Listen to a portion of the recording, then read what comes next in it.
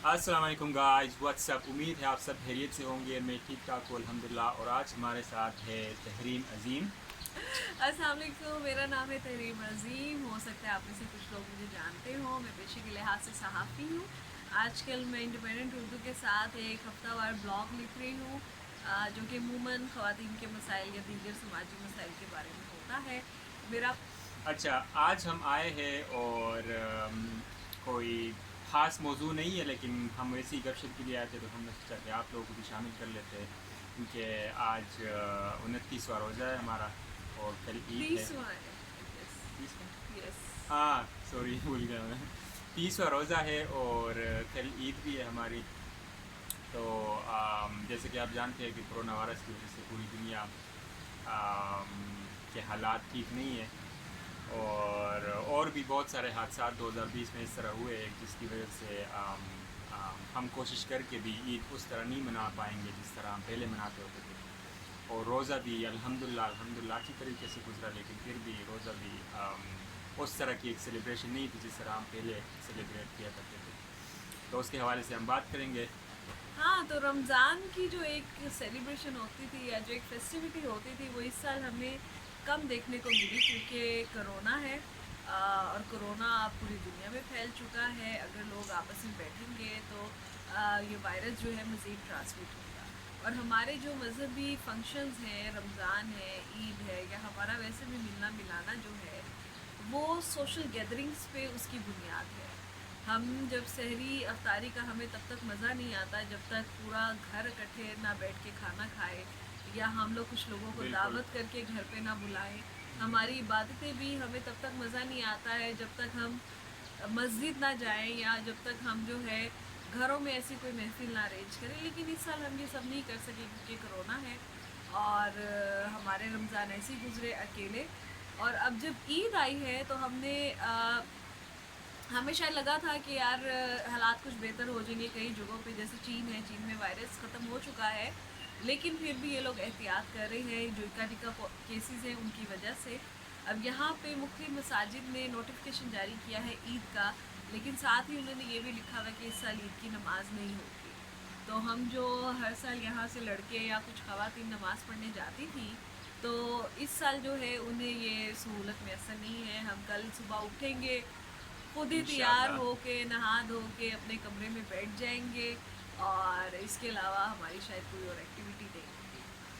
अच्छा, मेरा तो चाइना में तकरीबन तीसरा साल है, ठीक है। तो पिछली जो हमारी यूनिवर्सिटी थी, उधर हम ईद उसी तरह ही मनाते थे जिस तरह पाकिस्तान में हम मनाते हैं। अच्छा। और रोज़े भी हमारे इसी तरह के होते थे, क्योंकि रोज़ा तो एक इबादत है, और रोज़े का हर रोज़ जो होता है वो एक सेलिब्रेशन की तरह होता है जब आप अफ्तारी करते हो, ठीक है। हम्म। तो हम दोस्त जितने भी मतलब पाकिस्तानी या फिर मुसलमान दोस्त होते थे, वो इकट्ठे खाना बनाते थे और इकट्ठे इफ्तारी भी करते थे। तो उसका एक अलग मज़ा था। लेकिन इस दफ़ा इस तरह हुआ कि मैं रूम में भी अकेला हूँ और पाकिस्तानी भी इतने नहीं है। और चूँकि हालात भी इस तरह थे कि हम बाहर भी नहीं निकल सकते थे, शॉपिंग का भी थोड़ा मसला था, फिर कुकिंग का भी मसला था।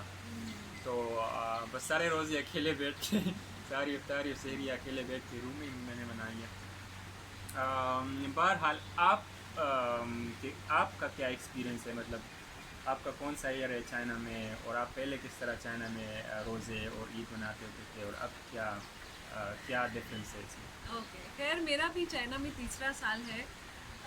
मैं 2015 में पहली बार चाइना आई थी मास्टर्स करने इसी यूनिवर्सिटी में, और पिछले साल मैं वापस आई हूँ पीएचडी के लिए। तो मास्टर्स के दौरान ये था कि मेरी क्लास में हम काफ़ी ज़्यादा मुस्लिम थे। तीन तो हम मुसलमान पाकिस्तान से थे, और तीन जो थे वो अफ्रीका के मुख्तलिफ ममालिक से थे। तो मेरे जो दोस्त बने, एक दोस्त मेरा सूडान से बना और एक दोस्त मेरा तंजानिया से बना। हम क्लासमेट्स भी थे, तो हमारा मिलना जुलना आपस में ज़्यादा था। थोड़े से हम सब मज़हबी थे, तो हम सब एक लाइन पे थे। तो रमज़ान हमारा पहला तो जो है वो बड़ा ऐसे गुजरा कि पहला साल था, आपस में इतनी ज़्यादा फ्रैंक नहीं थे, सब ने अलग अलग रोज़े की इफ्तारी की। कभी एक आध बार किसी को बुला लिया तो बुला लिया। लेकिन दूसरे साल कुछ इवेंट्स होते हैं आइस ब्रेकर के तौर पे। और अमूमन जो ये जो क्लासेस होती हैं, इनके आखिर में सब आपस में दोस्त बन चुके होते हैं, फिर पछताते हैं यार शुरू से हम दोस्त क्यों नहीं थे। इसी तरह ही है, बिल्कुल। तो सेकेंड ईयर में हमारी काफ़ी अच्छी दोस्ती हुई, तो वो रमज़ान बहुत अच्छा गुजरा। हम लोग जो है लेकिन ये करते थे, हम किसी एक पर बर्डन नहीं डालते थे। हम लोग अफ्तारी इकट्ठी करते थे, तो जिसने भी जो कुछ बनाया होता था वो लेके एक लॉबी में आ जाता था, और हम सब मिलके वहाँ बैठ के खाना खाते थे और आपस में बातें करते थे। 2-3 घंटे अच्छे से गुजारते थे। फिर वापस अपने अपने कमरों में, या कुछ लोगों ने तरावियाँ पढ़ने जाना होता था तो वो अपनी मस्जिद चले गए, एम्बेसी चले गए, और जिन्होंने नहीं जाना होता था वो अपने कमरे में चले जाते थे। दैट्स अच्छा, आपने एक बात की ना कि हर कोई मतलब जिसने जो बनाया होता था वो ला के मतलब साथ में इकट्ठे खा लेते थे। तो मैं तो कहते कैसे हूँ, तो हमारे यहाँ ये रिवायत है कि अफ्तारी में मतलब जितने भी घर होते हैं, ठीक है, उनके सारे मर्द तकरीबन साथ बैठ के अफ्तारियाँ करते थे। वाह। तो जिन्होंने जो भी बनाया होता है वो अपने घर से ले आता है, मतलब बर्डन किसी एक पे नहीं होता, हर कोई हाँ। मतलब अपना खाता है, लेकिन शराकत के साथ एक बरकत साथ होती है ना साथ बैठ के। तो आपके इलाके में इस तरह की कोई रिवायत है कि नहीं, क्या होता है मतलब नहीं, लोग हमारे, मैं अफ्तारी? चूँकि पंजाब से हूँ, लाहौर से मेरा ताल्लुक़ है। हमारे यहाँ ये ज़रूर होता है कि जैसे हमारे घर कुछ पक्का है तो हमने किसी के घर कुछ भेज दिया, ये ज़रूर हाँ, होता है हमारे घर। और पिछले साल तक ये भी होता था कि यार लोगों को इफ्तारियों पे बुला लेते थे, रिश्तेदारों को, या जी दोस्त हैं जिनसे आपका बहुत ज़्यादा मिलना मिलाना है। लेकिन इस साल मैंने ये भी देखा, मेरा एक दोस्त है, उसका निकाह हुआ था कोरोना से कबल, और अब चूँकि वो जब रुखसती तक ये होता है कि ससुराली प्रोटोकॉल होता है, आना जाना लगा रहता है, दावतें होती हैं। बिल्कुल। अब वो चूँकि कोरोना की वजह से एक दूसरे को नहीं बुला सकते, तो उन्होंने क्या किया, अफ्तारियाँ बना बना के पैक कर कर के एक दूसरे के घर भेज दी कि ये ले आपकी इफ्तारी, हम नहीं कर सकते तो ये आपकी इफ्तारी है। तो बिल्कुल जी। वहाँ पे थोड़ा सा ऐसा कल्चर है। हमारे यहाँ थोड़ा सा ये भी है, शायद आबादी के लिहाज से पंजाब सबसे बड़ा है, और बिल्कुल, ये जहाँ तो है। आबादी हो वहाँ पे थोड़े मसाइल भी ज़्यादा होते हैं, बिल्कुल। तो लोगों के थोड़े से ट्रस्ट इश्यूज़ भी होते हैं। अक्सर हमने ये भी देखा है कि जो पॉश इलाके हैं वहाँ तो इवन ये भी नहीं पता कि आपका नेबर कौन सा है। बिल्कुल इसी तरह ही, मतलब सिटीज़ में तो ये चीज़ नहीं होती ना, ये चीज़ सिर्फ गांव में ही हो सकती है। तो हम जो गुंजानबाद इलाकों में रहते हैं, जो कि थोड़ा मोहल्ला सिस्टम है, वहाँ अभी भी ये चीज़ है कि यार पकोड़े बनाए हैं या कोई नई किस्म की चीज़ बनाई है, तो साथ वाला घर जिनसे आपकी थोड़ी वाक़फ़ियत ज़्यादा है, जी तो बिल्कुल। आप वो एक प्लेट में डाल के उन्हें दे आते हो कि देखो यार हमने ये बनाई है, सी। जी बिल्कुल, ये तो है। और हमारे यहाँ मतलब ईद मुझे बड़ा याद आता है कि मेरा तीसरा साल है तकरीबन, ये मेरा तीसरा ईद हो गया यहाँ पे। तो गांव में जो हम ईद बनाते होते थे वो मुझे बहुत याद आता है, क्योंकि उसमें इस तरह होता था ना कि हम, मेरे जो दोस्त होते थे, हम जब नमाज़ पढ़ लेते थे तो उसके बाद निकल जाते थे, क्योंकि लोग हम उसको बलन कहते हैं, लोगों ने एक इनविटेशन सी रखी होती है, ठीक है, अपने घरों में मतलब चीज़ें बनाई होती है, फिर बाहर उसे रख दिया होता है, जो भी आता है उसे खा सकता है, मतलब उसमें पार्टिसिपेट कर सकता है। तो मैं और मेरे दोस्त जब नमाज पढ़ लेते थे तो उसके बाद निकल जाते थे, और 2-3 जगहों पर, 4-5 जगहों पर, कहीं पे मिठाई खा ली तो कहीं पे चावल खा लिए, कहीं पे क्या खा लिया। तो मतलब मुख्तलिफ़ किस्म के लोगों से मिल लेते थे और मुख्तलिफ़ किस्म के खाने खा लेते थे, ठीक है। अब यहाँ पे वो चीज़ तो नहीं है, ठीक है, लेकिन फिर भी अल्हम्दुलिल्लाह अल्लाह का शुक्र है, क्योंकि मुसलमान तो हर जगह पे होते हैं। यहाँ पे चाइनीज़ मुसलमान भी बहुत अच्छे हैं, वो भी मतलब चीज़ें ला के देते हैं, इस तरह और भी बहुत सारे कंट्रीज़ के मुस्लिम दोस्त होते हैं। अच्छा, तो यहाँ पे एक चीज़ है कि मैं आपको बताऊँ कि मैंने यहाँ पे मेरा ख्याल 2 ईदें मनाई हैं। पहले साल जो एक मैं आई ही थी तो ईद उल अज़हा आ गई थी, तब मुझे चाइना का कुछ पता ही नहीं था, तो आपस में ही कुछ पाकिस्तानी कम्युनिटी में मना ली। अगली जो ईद उल फ़ितर आई उसपे मैं घर चली गई थी, मैंने घर जाके उन्हें सरप्राइज़ दिया, ईद वाले दिन मैं पहुँची थी। और उससे अगली जो ईद उल अज़हा थी, उस पे मेरे घर वाले यहाँ आए हुए थे। और हम लोग के यहाँ एक बीजिंग की एक बहुत बड़ी मस्जिद है, न्यूजी मॉस्क। वो जो मस्जिद है, जैसे हमारे यहाँ एक बादशाही मस्जिद है, फैसल मस्जिद है, तारीखी मसाजिद, ऐसे न्यूजी बीजिंग की एक तारीखी मस्जिद है, वहाँ हम गए थे नमाज़ पढ़ने। और मेरे वालिद ने और मेरे दोस्तों ने वहाँ पे नमाज़ पढ़ी, तो उसके इर्द गिर्द एक मुस्लिम कम्युनिटी है, मुस्लिम रेस्टोरेंट है। फिर हमने कहा चलो हम एक मुस्लिम रेस्टोरेंट में खाना खाते हैं। हम वहाँ जाके बैठे, तो अब चूँकि ये कैपिटलिस्ट मतलब एक हमारा एक स्ट्रक्चर बन चुका है दुनिया का। घरों में तो ये होता है कि हम बांटते हैं या जो भी सीन है। जी बिल्कुल। अब एक रेस्टोरेंट था, हमने खाना वाना ऑर्डर किया, तो उन्होंने एक ख़ास किस्म की ब्रेड ला के ना हमारी टेबल पे रख दी। हमने कहा ये ब्रेड हमने नहीं ऑर्डर की, कहते ये ईद है तो हमारी तरफ से आपके लिए तोहफ़ा है। तो मतलब एक छोटा सा तोहफ़ा उन्होंने हमें दे दिया, तो हमें बड़ी खुशी हुई। और आई एम वेरी श्योर कि इनके भी जो मुस्लिम इलाके हैं, फॉर एग्जांपल लांजो इनका एक शहर है मुस्लिम, शिनजियांग या है, बहुत इनके बड़ा जो सूबा है। शिनजियांग है, वहाँ अभी तक मैं नहीं गई हूँ, लेकिन वहाँ पे आई एम श्योर एक मुसलमानों का जो कल्चर है वो पूरी दुनिया में एक ही है, बिल्कुल इसी तरह बांटने ही। का, शेयरिंग का, इकट्ठे बैठ के खाने का। तो आई एम श्योर वहाँ पे ये सारी चीज़ें बहुत ज़्यादा होती होंगी, लेकिन हमें किसी पे इतना बर्डन नहीं डालना चाहिए, मेरा मानना है। बिल्कुल ये बात तो सही है, हाँ। क्योंकि जो भी स्पेंड कर रहे हैं उसके पैसे लग रहे हैं, और पैसे कमाना आसान नहीं होता है। तो अगर आप खुशियाँ मना रहे हैं तो बस हमें ये देखना चाहिए किसी पे बोझ ना बने। बिल्कुल। अच्छा, मेरा तो ये है कि कल ईद है, तो मैं जब आ रहा था, क्योंकि मैं सितंबर में आया हूँ, नहीं अक्टूबर के एंड में आया हूँ, तो मेरी माँ ने मुझे मेरे लिए एक नया जोड़ा सिलवाया था, और उसके साथ वो सारी चीज़ें ना मेरे बैग में कहीं से रख दिया ना छुप के। मैंने उसको बहुत दफ़ा कहा कि हम यूज़ नहीं करते, मतलब हाँ। यहाँ पे तो आपको पता है कि वो चीज़ें यूज़ नहीं होती। तो उसने रख दिया था, तो वो नया पड़ा हुआ है। तो कुछ दिन पहले मैंने अपना संदूक खोला, तो उसमें पड़ा हुआ, तो मैंने कहा ये तो अच्छा हो गया। संदूक संदूक खोला। हाँ, संदूक को इंग्लिश में क्या कहते हैं, हाँ, सूटकेस। सूटकेस। संदूक वो स्पेशल होता है जो लोहे का होता है ना, हाँ, उसे संदूक कहते हैं। अच्छा। तो मैंने अपना सूटकेस खोला, तो उस पर मुझे वो नज़र आया, मैंने कहा ये तो काम हो गया फिर।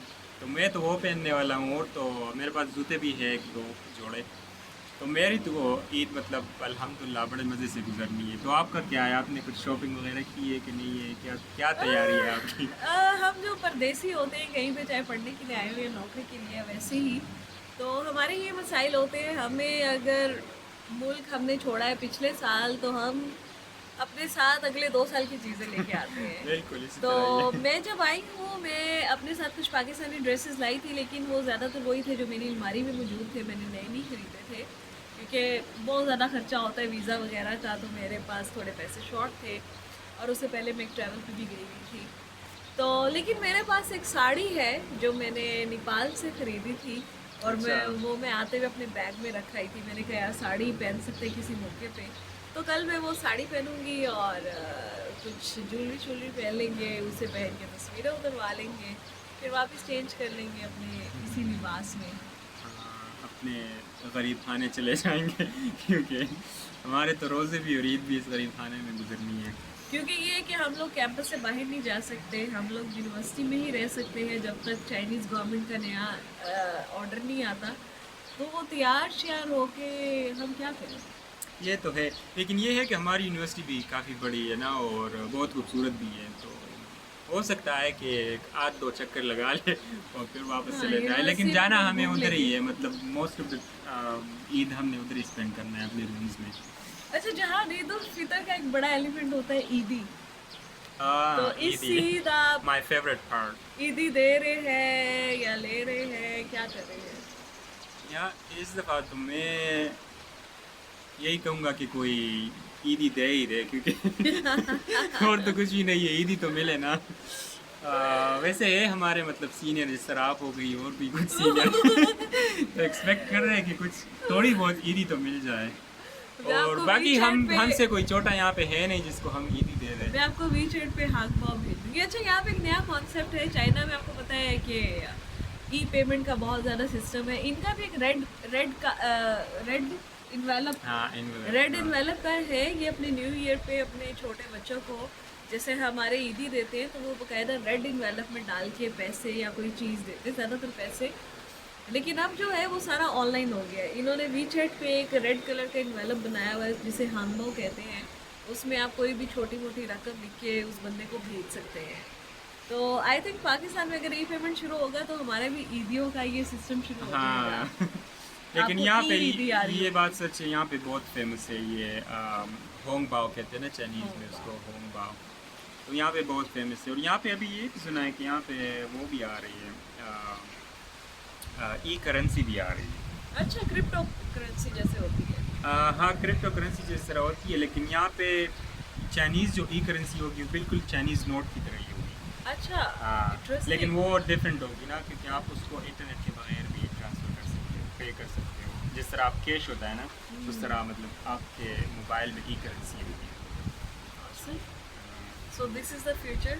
सो ये होगी हमारी ईद। लेकिन इस साल ये भी है कि कल जैसे हमने देखा, कल पीआईए का एक जहाज़ जो है वो कराची में एयरपोर्ट के करीब एक रहायशी इलाके पर गिरा, और उसके बाद हमें बहुत हॉरिफिक डिटेल सामने आई। सिर्फ 2 लोग बचे हैं उसमें। एक अच्छा। बैंक ऑफ पंजाब के जो प्रेसिडेंट हैं, आई डोंट नो उनका ओहदा मैं अभी भूल गई हूँ, वो बचे हैं, और एक और कोई इंसान है जिसके बारे में मुझे मालूमात नहीं है। बाकी ज़्यादातर लोग जो है उनकी डेथ हो गई, ऑब्वियसली बहुत हॉरिफिक है। फिर वो जिस इलाके में गिरा 4-5 घर उसकी जद में हाँ, आए, वो रेजिडेंशियल एरिया पे गिरा है ना, और तो, वहाँ भी कुछ लोग इंजर हुए। तो जो सर्वाइवर्स की इत्तला आ रही थी उनमें से कुछ वो भी थे जो उन घरों के रहायशी थे। तो खैर एक बड़ा एक अफसोसनाक वाक़या है, जिसके बाद जो है पूरे मुल्क की फ़िज़ा काफ़ी सोगवार है। हम लोग जो प्लेन्स पर ट्रैवल करते रहते हैं तो हमें महसूस होता है यार वो दुख, हम भी उस सिचुएशन में होते हैं और आप बहुत हेल्पलेस होते हैं, कुछ भी हो सकता है। अच्छा, इससे पहले हमने ईदी की बात की ना, तो ईदी में मैं आपसे ये पूछना चाहूँगा कि आपको सबसे ज़्यादा ईदी कब मिली है और कितने पैसे? आई थिंक मुझे जो सबसे ज़्यादा ईदी मिली है, मेरे वालिद ही 1000 रुपये देते हैं सबसे ज़्यादा। तो अच्छा, जब सबसे कम ईदी आपको कितने की मिली है? 50 रुपये में भी, तो जब हमारे फिर भी वालिद मुझसे ने अच्छी हो। फिर जब मेरे वालिद ने हमें 1000 रुपये ईदी दी तो हमने कहा यार ये तो बड़ी ज़्यादा ईदी है हमारे लिए। अच्छा, मुझे याद है ना, हम जब छोटे थे तो हमारे चचा, मतलब जितने भी मेरे 5 चचा है, तो एक हमें एक रुपया देता होता था। एक देता होता था, और मेरे क्योंकि कज़न्स ज़्यादा है, ठीक है, तो हम सारे कज़न्स मिल के ना जितने भी हमको मिलते थे 10, 15, 20 रुपये तकरीबन मिलजुल के हो जाते थे। फिर हमारी क्या होती थी कि हम जाके उस पर पार्टी करते थे। हम जाके कबाब की दुकान पे चले जाते, और कबाब उस टाइम थोड़ा सा महंगा था, तो हम उसको कहते कि हमारे लिए 1 या 2 रुपये वाला कबाब बनाओ, 2-3 बनाओ, ठीक है। या फिर हम छोले खाने चले जाते थे। छोले की प्लेट भी महंगी होती थी, हम उसे कहते थे कि हमें हाफ दे दो, हम वो खाएंगे। हाँ, हम वो खाएंगे, और साथ बैठ, मतलब ये ऐसा नहीं था कि हम खाना खाने के लिए जाते थे, लेकिन हम वैसे ही मतलब Obviously. अपनी एक गैदरिंग। मुझे याद है हमें जब ईदी मिलती थी और जब हम छोटे थे कज़न्स आपस में, तो हम जो दादा के जहाँ मेरा घर था वहाँ बाज़ार था, और बाज़ार में वो फिर ईद उल फितर पे ख़ास तौर पे होता है कि खाने पीने की चीज़ें होती हैं। ईद उल अज़हा पे तो कुर्बानी है, तो अमूमन घरों पे होता है। तो ईद उल फितर पे ये होता था कि हम घर से निकलते थे, वहाँ एक कचौरी वाला होता था, वो 2 रुपये की कचौरी देता था, साथ आलू का सालन होता था। हम उसके पास जाके उसे पैसे देते थे, कचौरियाँ खाते थे या आइसक्रीम खरीदते थे, चॉकलेट्स खरीदते थे, शामी बर्गर वाले आ जाते थे, गोल गप्पे वाले आ जाते थे, ये सारी चीज़ें जो बच्चे खाते हैं। अच्छा, मैंने ये सुना है हाँ। कि कुछ लोगों को ईदी में गाड़ियाँ भी मिलती हैं। पता नहीं है किन्हें गाड़ियाँ मिलती हैं। मैं तो इस बात पे भी हैरान हूँ कि मैंने जब नौकरी शुरू की तो हमारी एक कुलीग थी, ईद आ गई तो बातें हो रही थी क्या कुछ है, तो उन्होंने कहा भी मेरे बहनोई ने मुझे 25,000 ईदी दी है। मैं कसम से? एकदम हैरान हो गई, मैंने कहा यार मतलब शायद मैं उतनी लीड फैमिली से नहीं हूँ, हमारे यहाँ ऐसे ईदी शीदी नहीं दी जाती। मैंने कहा यार वो बंदा अगर ऐसे ही हर एक को 25,000 ईदी देता है, तो उसकी सालियाँ थी, 25 इसे दी, 25 दूसरी को दी, 50,000 तो ये हो गया। अब बाकी रिश्तेदार भी होंगे, हाँ, लाजमी बाकी बात है। रिश्तेदार भी होंगे, तो आपका कितना बजट आउट होता है। But may be he was very rich. और कुछ दिन पहले मैंने ट्वीट की इस हवाले से कि आपको कितनी ईदी मिलती है, तो मेरे एक फॉलोअर ने मुझे कहा उन्हें 98,000 ईदी मिली थी, लाइक 2,000 कम 1 लाख रुपए। 98,000 ऐसी तो एक भी ईदी मिल जाए पूरी ज़िंदगी में, तो ज़िंदगी बन ना जाए। तो मुझे एक बात याद आ गई, कुछ माएँ होती है ना जिनके बच्चों को ईदी मिल जाती है वो ना, ले लेती है वो ले लेती है। क्योंकि आई थिंक और उसमें वो ये क्या होता है। करती है, वो ज़बरदस्ती मेहमान आ जाता है ना, बच्चे सामने कर देती है कि इसको ईदी मिल जाए ना, या फिर पड़ोसी क्या भेज दिया, इधर जाओ, इधर फला के पास जाओ ना ईदी के लिए। तो वो ना ईदी चंदे की तरह इकट्ठा करती है अपने बच्चों को। और अभी ये जो ईदी कल्चर है, ये जो शादी पे वो होता है, आपको पैसे मिलते हैं दूल्हा दुल्हन को, क्या कहते हैं उसे, आई डोंट नो, मैं भूल गई हूँ, मेरे ज़हन से भी नाम निकल गया। ये उसकी तरह लेन देन बन गया कि अच्छा हाँ, फलाने ने हमारे बच्चों को जी कुल मिला के 1000 रुपये ईदी दी है। नजराना हमने होता नहीं नजराना नहीं होता, याद नजराना आएगा तो तो मज़ार बताती पे हूँ। देते होते हैं ना। नजराना होता है मज़ारों पे। नहीं, दुल्हन का भी नजराना हो सकता है ना, कि वो नजर मुंह ना दिखाई लगे। हो हाँ मुंह दिखाई, बिल्कुल याद आ गया। तो वो कहते हैं कि यार फलाने ने हमारे घर 1000 रुपये ईदी दी है, तो हमने भी उसके घर 1000 रुपये ईदी देनी है उसकी। हम जब छोटे थे तो हम बहुत शरारती थे ना, तो अगर मेरे अब्बा के मेहमान बहुत ज़्यादा होते थे, अब भी होते हैं, तो मेहमान आ जाते थे ना, तो हम यही करते थे कि मतलब किसी तरह जाके घुस जाओ ना उसके सामने सामने हो, ताकि वो ईदी दे दे। हाँ ये होता था, क्यों नहीं होता ये था। तो आपने कभी इस तरह किया है जब आप छोटे थे कि नहीं? है सिर्फ मुझे याद नहीं है, बट डेफिनेटली किया होगा।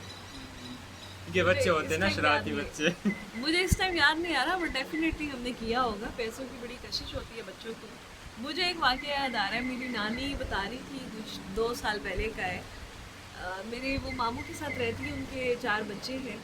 तो उन्होंने एक बेटी को ना ईद पे 1000 रुपये दिए, मामू की बेटी को, कि ये तुम चारों बहनें आपस में डिवाइड कर लो, ये ईदी है मेरी तरफ से।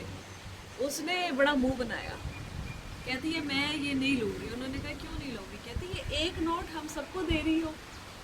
उन्होंने फिर कहा अच्छा ये बात है। उन्होंने फिर 100 रुपये की अपनी गड्डी निकाली, उसे कहा ये एक नोट तुम्हारा, एक दूसरी बहन का, एक तीसरी का, एक चौथी का। वो बड़ी खुश हुई कि हाँ जी, अब दादी ने हमें सबको अलग अलग नोट दिए हैं। और मेरी नानी यहाँ पे हंस रही थी कि पहले मैं तुम्हें 1000 दे रही थी, 250-250 ईच, अब तुम 100 रुपये ईच पे सारी खुश हो गई हो। तो बच्चों को जिन्हें पैसों की समझ नहीं होती, उनके लिए ये भी अहम है कि हमें नोट चाहिए। हाँ हमें अलग अलग मिल जाएंगे, नोट चाहिए हमें। इसी तरह ही फिर है। उन्हें नए नोट का होता है क्रेज। हाँ नए नोट तो बहुत ज़रूरी होते हैं। पुराना नोट नहीं, नए नोट की ईदी चाहिए। सो this is the Eid culture. आप हमें कमेंट में ज़रूर बताइएगा कि आपको कितनी ईदी मिलती है, आप ईद कैसे मना रहे हैं, और क्या सिलसिला चल रहा है। बाकी एक बार फिर से हम उनके लिए अफसोस का इजहार करेंगे जो कल पीआईए हादसे में मारे गए। अच्छा जी, तो हमारी तरफ से आप और आपके घर वालों को ईद की बहुत बहुत मुबारकबाद। तो उम्मीद है कि आप लोग की ईद अच्छी गुजरेगी, और मेरी तरफ से भी आप सबको ईद मुबारक। तो हम यहाँ से आपको कह रहे हैं ईद मुबारक। इसी तरह आप अपने प्यारों को भी वीडियो कॉल के ज़रिए ईद मुबारक कह सकते हैं। और जाने से पहले जैसे छोटी सी रिक्वेस्ट, अगर आपको ये वीडियो पसंद आई है तो इसे लाइक करें, शेयर करें, और जिहान का चैनल ज़रूर सब्सक्राइब करें, और मेरा चैनल भी ज़रूर सब्सक्राइब करें। That's it. और मेरे जितने भी व्यूवर्स हैं, ठीक है, मैं इनके चैनल का लिंक अपने डिस्क्रिप्शन में डाल लूँगा। आप प्लीज़ जाके इनके चैनल को सब्सक्राइब करें। इनके बहुत मज़े की वीडियोज़ होती है, बहुत मालूमाती वीडियोज़ होती है, और आपको बहुत हेल्प मिलेगी इससे। और इसी तरह मैं जहान के चैनल का जो लिंक है अपने डिस्क्रिप्शन में डाल दूँगी। आप जहान के चैनल को जाके सब्सक्राइब कर सकते हैं। जहान वहाँ पे काफ़ी इंटरटेनिंग सी वीडियोस बनाते हैं, सो आपको मायूसी नहीं होगी। इसके साथ ही हम इजाज़त लेते हैं, फिर मिलेंगे किसी और व्लॉग में। अपना बहुत किसी सारा और- ख्याल रखें। इंशाल्लाह मिलते हैं अगली वीडियो में। अस्सलाम वालेकुम। वालेकुम।